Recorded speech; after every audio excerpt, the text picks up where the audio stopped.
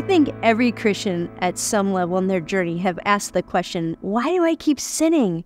Maybe you have a struggle with pornography, or maybe it's gossip and slander, or maybe it's worry, or you fill in the blank, but there's something you're battling, and as hard as you try, that sin just doesn't seem to be going away. So why is that?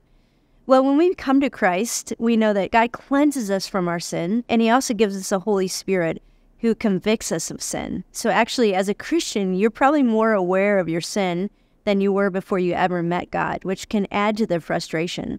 And let me just say, you're not the first person to be asking that question. I find encouragement to see that the Apostle Paul himself in Romans chapter 7 is wrestling with this in his own journey. He said, I know what it is to do right, and I keep doing the wrong thing. Why is that? And his conclusion has really helped me to understand that God first gives us the awareness of sin, and then He begins to give us the power to overcome sin. Now, this is really important to understand. When you become a Christian, you essentially have your old self, or your flesh, or your normal natural desires, and then you have the Spirit of God living within you. You sort of have this tug of war of who's going to win. And Paul writes in Romans chapter 6 that there's a battle. There's a battle of, will you be ruled by your flesh and your desires, or will you submit and surrender to the power of the Holy Spirit?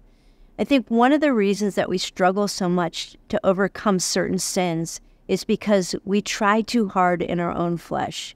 We try to overcome with willpower and discipline instead of realizing that the power to overcome sin is actually through surrendering to the power of the Holy Spirit. And that's a journey.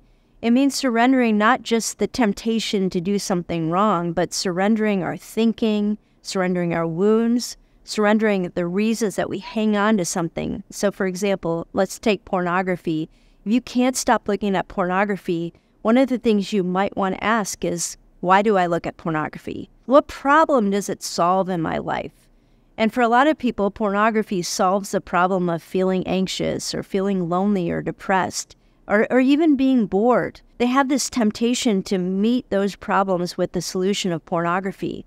And God would say, don't just stop looking at porn, but give that struggle over to me. I want to be the one to guide you to know how to deal with your anxiety, your depression, your loneliness, your stress. And so the Christian life is not just about trying harder to stop sinning. It's about learning to give up. It's about learning even to give up our own pride in thinking that we can overcome sin in and of ourselves. And friend, let me just tell you, that is a journey, and it's a journey that you need to be surrounded by with other Christians who can encourage you and pray for you, and you will find victory in time.